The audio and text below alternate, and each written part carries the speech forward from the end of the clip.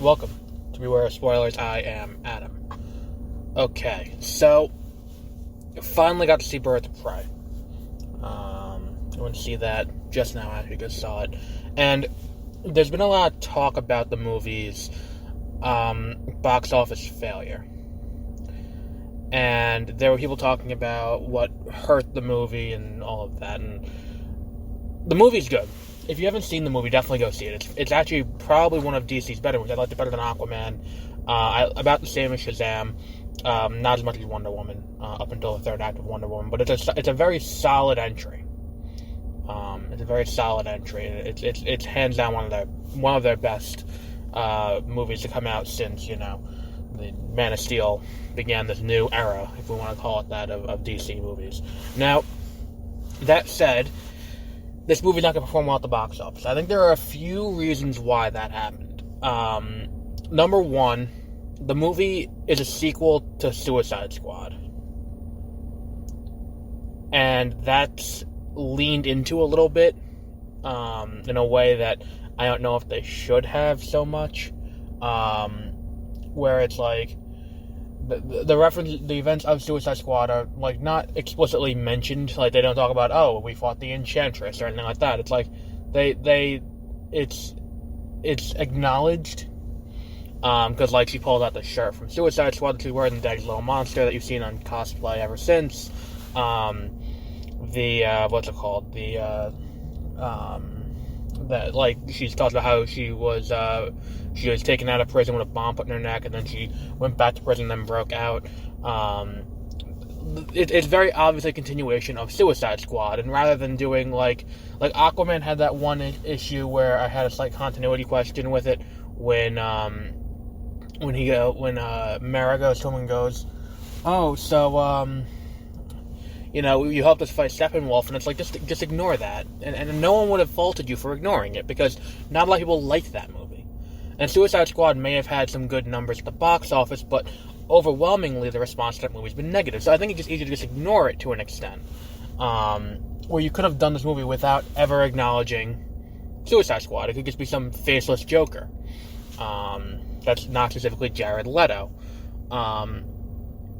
And I stand by. I think Jared Leto could have been a good Joker if he had a better movie to be Joker in. But that's not the point. The point of this is that's something that weighed into this. People weren't going to see this based on that, possibly. Number two, it's very much a Harley Quinn movie and not so much a Birds of Prey movie. It's very much the story of Harley Quinn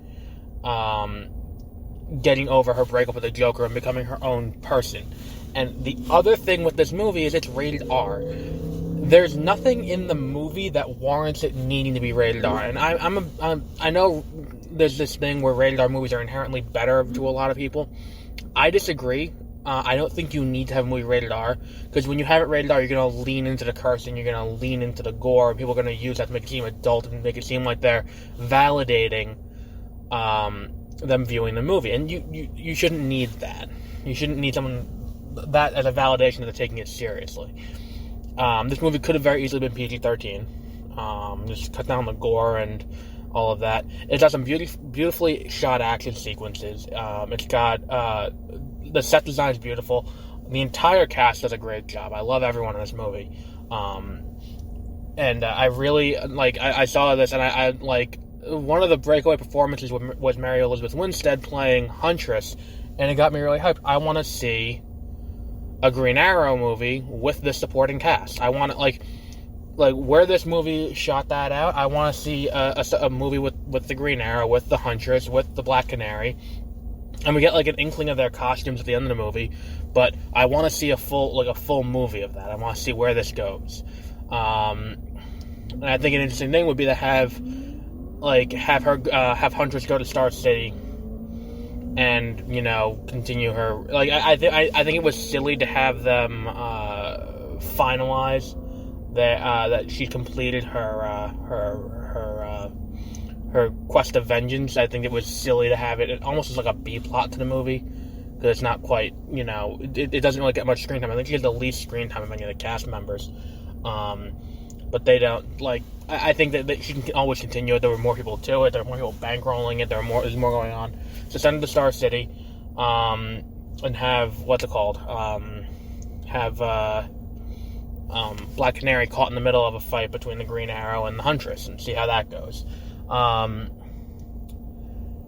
I think this movie, if it was rated PG-13, would have had more opportunity to make money. I think that one of the things that, people couldn't bring their kids to see this, which is going to hurt you out of the gate. I think that, and really, here's the thing, as I'm watching the movie, more and more of it started to click in my head, and they were going after Deadpool's spot in February of 2016, where even the storytelling mechanics around this movie are similar to Deadpool, where they keep backtracking to tell you the story that you missed. And it's a way to rearrange the story and make it, different. And the thing is, there's enough happening here with the team coming together and all of that. There's enough happening that you don't need to do that here. It's still a unique way to tell a story. Like, Deadpool is a straight-up superhero origin that they mix it up to make it seem like it's not, but it is. If they told it in sequential order, it'd just be a straight superhero story, superhero origin. You don't really need that here, because this movie is unique enough because of how the team comes together and all of that. If you told the story sequentially, you wouldn't lose anything. And I get it leans into Harley and her psychosis, and because she's the narrator of it, she's the one telling the story through her lens. That I don't know. I feel like there was a missed opportunity in doing that, because it just comes off, when you do it this way, it's not, but it comes off kind of derivative. And that's not a hit on the movie. But my first thought when you start doing that, it doesn't matter what the movie is, when you start telling me part of the story, then backtrack, then go back to the main plot line, then backtrack, but to something different, is your main plot of the movie isn't interesting enough to do that. And for Little Women, it was different, because when Little Women did it, it was like you were getting information relevant to what was happening at that point in the story, in the main A plot. So you were backtracking to get relevant information. Here, it's just you're backtracking to get relevant information, but there's no reason why it needed to be the way it was. That's not to say it's confusing to follow. It's very easy to follow. It's just it just comes off kind of like, I don't know, silly, for lack of a better word. But yeah, definitely go see this movie if you haven't seen it already. It's definitely worth your time to see it in theaters. The whole third act, with the fight taking place in the abandoned amusement park, it feels like it's ripped right out of a Batman comic book, and it's just so beautiful. I can't say anything bad about that. It's so well shot. The set design is beautiful, and it's great. So definitely go check this movie out. It's in theaters. It came out this weekend. Next weekend is Sonic, so it's probably going to lose some more there. But definitely check this movie out. I wouldn't be surprised if next year it got a nomination for what's it called? It got a nomination for set design, production design. And quite honestly, I'm trying to think what else is coming out in 2020. Like, Eternals might give it a run for its money. We know nothing about that movie.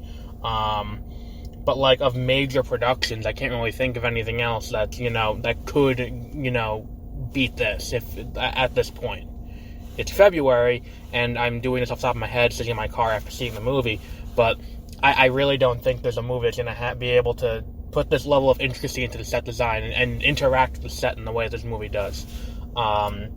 So we'll be back with, at some point in the next few days, we'll be doing Sonic, 100%. Monday is President's Day, which means I won't be able to go to the middle of the day showing the schools are out.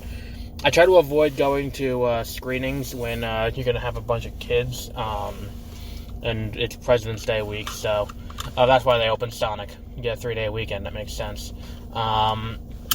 So I'll do Sonic at some point. I might see 1917 or, see The Rise of Skywalker again, because I'm a glutton for punishment. But yeah, we'll be back with that later this week. Thursday, we will be back with our regular scheduled 30-minute reviews. We're picking up with our review of Season 1 of Arrow. We'll be picking up with our regular news coverage, and we'll be picking up with a review of the movie Harriet, which came out last year, about Harriet Tubman. You can check out our website at myecbu.com. At the bottom, there's a link to Gamefly. If you sign up to Gamefly using that link, we do get a commission. That's, our way of, fundraising for the show. Or you can go to my personal Twitter account at AdamTaylor792. I have a link in the pinned tweet for my books that are out. I have a new one coming out tomorrow.